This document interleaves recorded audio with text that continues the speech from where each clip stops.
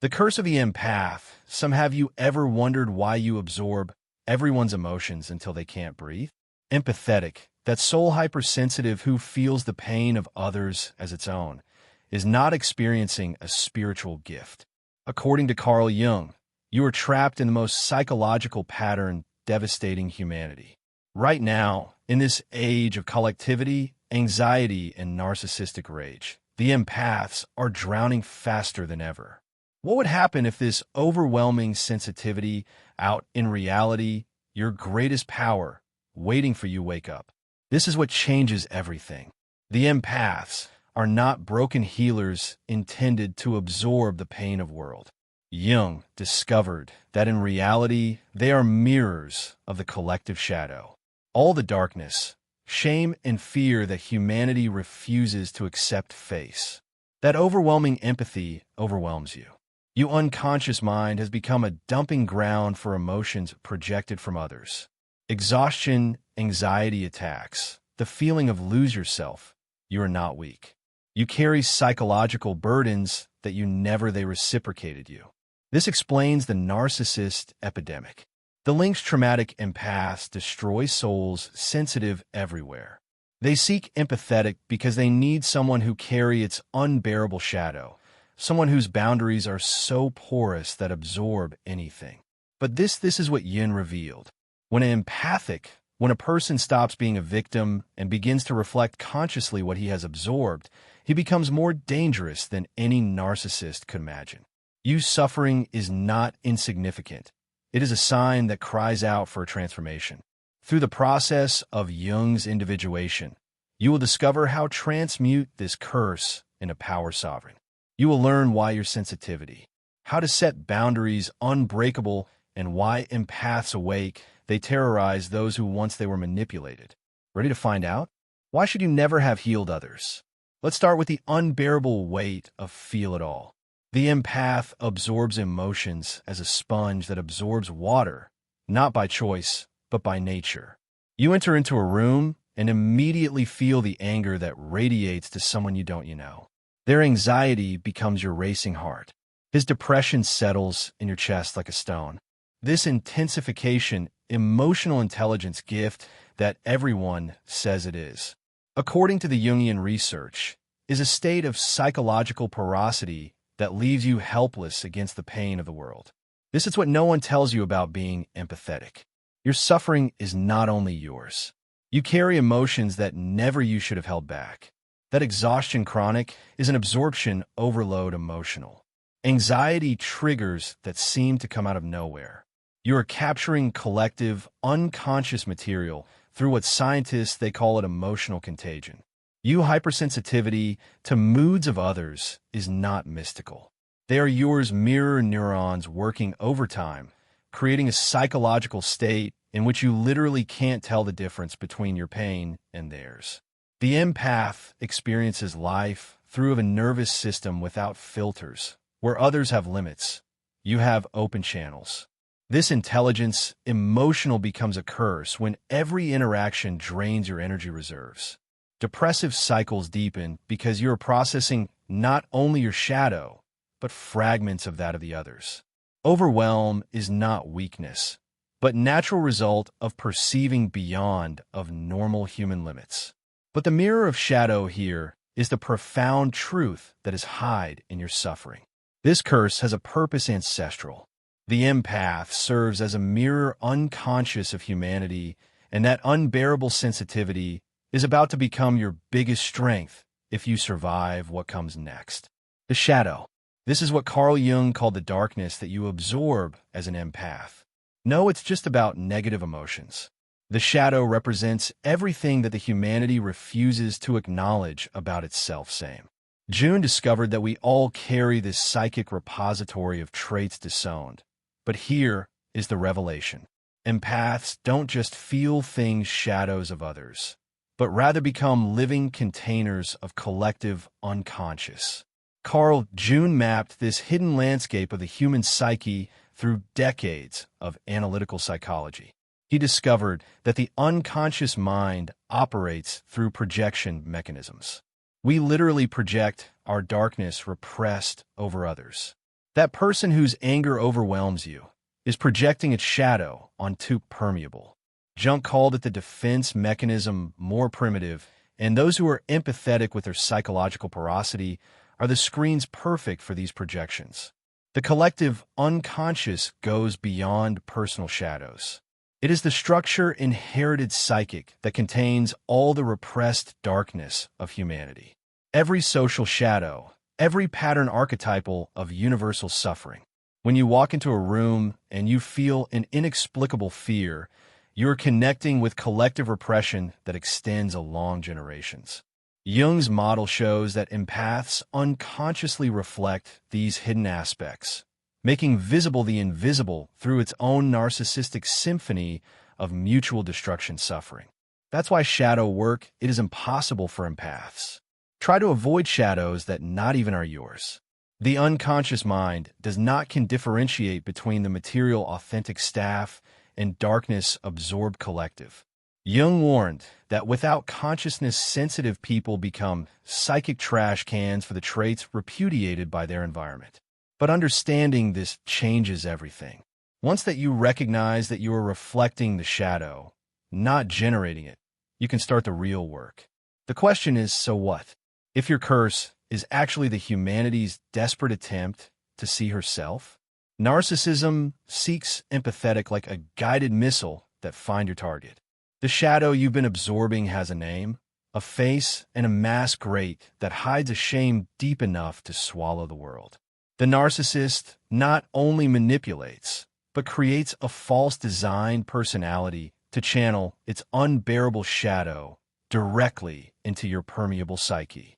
This is what the research reveals. Jung's narcissists and empaths. Narcissists form a toxic bond through mutual projection. The narcissist projects his vulnerability, his fear of exposure, and his humanity repressed on the empathic. While therefore, empaths project unconsciously his own shadow golden, its power, confidence, and healthy self-interest over the patterns of narcissist deception. It's a perfect storm of problems psychological handling. Gaslighting begins subtly. You are too sensitive. You are imagining things. These tactics of manipulation are not random. They're designed to make empaths doubt from their own perceptions to weaken the limits that are already fragile. The narcissist resorts to emotional vampirism, feeding literally from the exchange of energy of the empath while maintaining his mask of grandeur. But here's the devastating truth. Narcissism, you need the empath as mirror to death of the victim. Birth of the sovereign, avoid confronting your own shadow.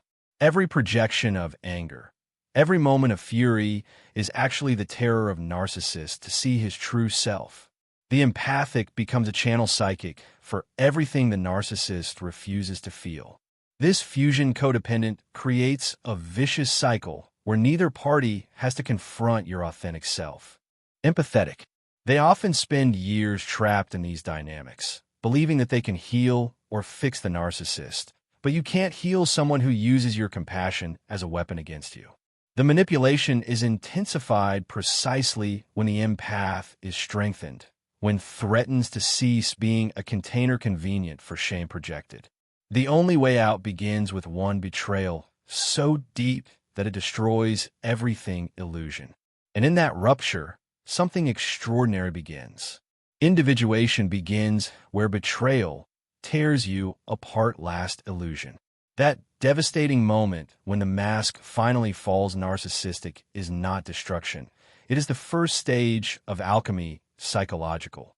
Jung called it death and rebirth, that every empath must experience to regain its authenticity. To be.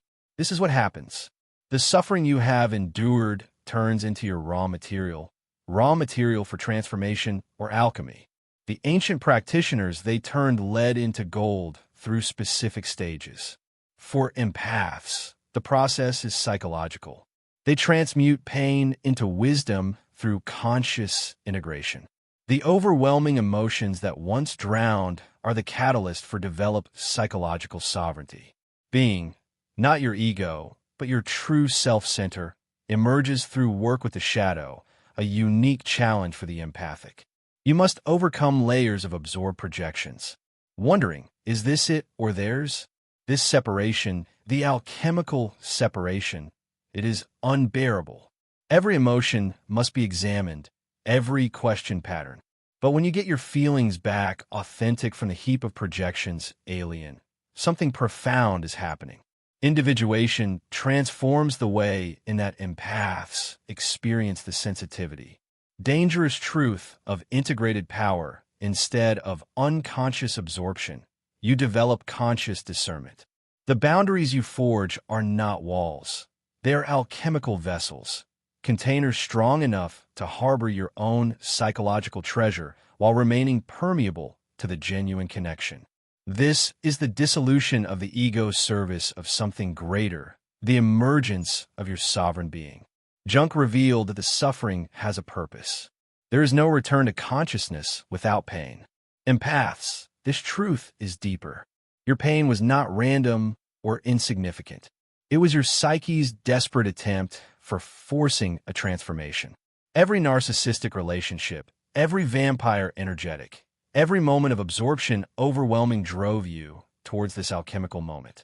Alchemy is complete when you realize that you were never created to heal others adopting their shadows.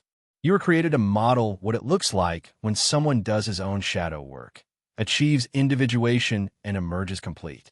The empath, who emerges from individuation, is unrecognizable. The victim who absorbed the pain of all. In its place stands a sovereign being who exercises compassion conscious as an instrument of precision. This transformed empath does not lose his sensitivity, dominates it, turning what was once a curse in shamanic wisdom that sees through every mask. Compassion changes completely after integration from the shadow. Stop being the desperate need for fix everyone, and it becomes love with limits. Powerful precisely because it has limits. The empath awake practice empathy with discernment, choosing when and how to interact, and instead of letting yourself be kidnapped by the other people's emotions. This compassion conscious can witness the suffering without becoming it, maintaining space without losing the self, to love without causing dysfunction. This is what makes the sovereign empathetic dangerous for systems unconscious. They reflect truth, not lies. Comfortable things that people tell themselves, but the authentic reality that hides behind appearances. When an individualized empathic enters a room, his shadow, when mirrors multiply integrated acts as a tuning fork, resonating with the real and exposing the false. It becomes a mirror of the consciousness that reflects exactly what that others project. Truth flows from differently in someone who has done their shadow work. The sovereignty of the empath's soul means that it is no longer available for the projection.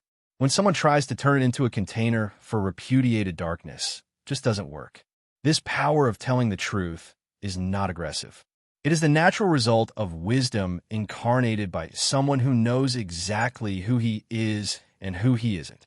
The mysticism here is grounded and practical.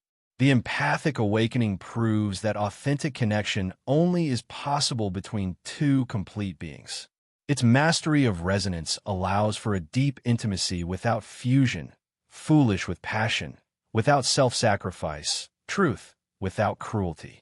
They have alchemized their sensitivity in a spiritual authority that threatens every false structure, every toxic dynamics, every pattern unconscious.